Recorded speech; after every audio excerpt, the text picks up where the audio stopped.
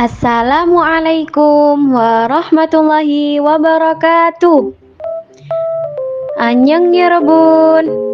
Perkenalkan, nama saya Putri Aslikatus Saidah dari Prodi Pendidikan Agama Islam kelas 2B.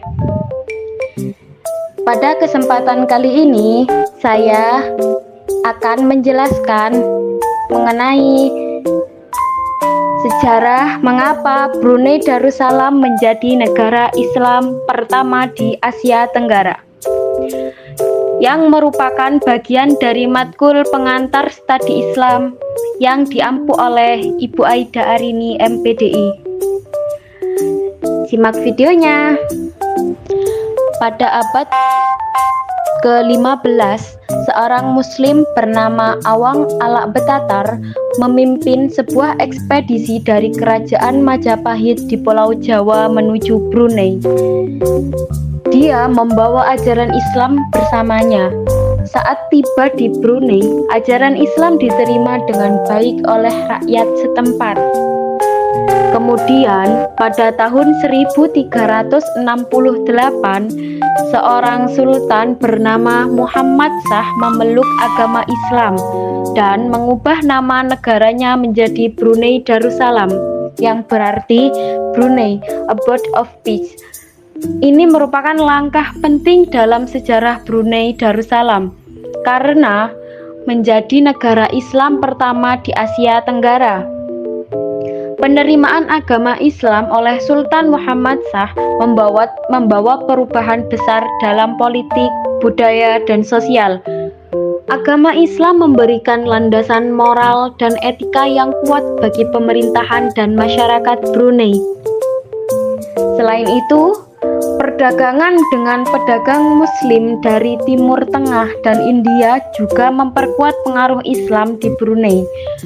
Para pedagang ini membawa tidak hanya barang dagangan, akan tetapi ajaran agama dan budaya Islam yang semakin meneguhkan posisi Brunei Darussalam sebagai pusat Islam di Asia Tenggara. Demikianlah sejarah Brunei Darussalam sebagai negara Islam pertama di Asia Tenggara memberikan kita wawasan yang berharga tentang bagaimana agama dapat membentuk dan mempengaruhi perkembangan suatu negara. Sekarang, mari kita lihat tantangan apa saja yang dihadapi dalam menyebarkan agama Islam di Brunei Darussalam dan bagaimana solusi untuk menghadapinya. Salah satu tantangan utama yang dihadapi adalah adanya pengaruh budaya dan agama lain di wilayah ini. Sebelum kedatangan Islam, Brunei telah lama diperintah oleh penguasa Hindu-Buddha.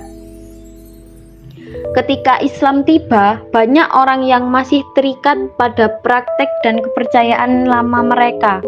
Ini bisa menjadi halangan dalam penyebaran Islam. Solusinya adalah dengan pendekatan yang bijaksana dan inklusif. Para ulama dan pemimpin agama harus berusaha memahami budaya dan kepercayaan yang sudah ada, serta menjelaskan bagaimana ajaran Islam dapat bersinergi dengan nilai-nilai yang ada. Melalui dialog dan pendekatan yang menghormati, Islam dapat diterima lebih luas oleh masyarakat Brunei Darussalam. Tantangan lainnya adalah modernisasi dan globalisasi yang membawa masuk nilai-nilai budaya dari luar. Sementara modernisasi membawa kemajuan dalam berbagai bidang. Kadang-kadang nilainya bertentangan dengan ajaran Islam. Misalnya, konsumsi media yang tidak sesuai dengan nilai-nilai Islam dapat mempengaruhi generasi muda. Solusinya adalah dengan memperkuat pendidikan agama dan moral di tengah-tengah masyarakat. Pendidikan yang mengajarkan nilai-nilai Islam secara menyeluruh dan relevan dengan tantangan zaman akan membantu generasi muda memahami dan mempraktikkan ajaran Islam dengan lebih baik. Selain itu, mendorong penggunaan media yang sesuai dengan nilai-nilai Islam juga penting untuk melindungi identitas agama di era globalisasi. Dengan menghadapi tantangan ini secara bijaksana dan proaktif, Brunei Darussalam dapat terus mempertahankan warisan Islamnya sambil terbuka terhadap kemajuan zaman. Ini adalah bagian penting dari perjalanan yang telah dibangun oleh nenek moyang mereka dan menjadi inti dari identitas mereka sebagai negara Islam pertama di Asia Tenggara. Mari bersama-sama berkomitmen untuk memahami dan menghargai perjalanan sejarah serta tantangan yang dihadapi oleh Brunei Darussalam dalam mempertahankan dan menyebarkan ajaran Islam.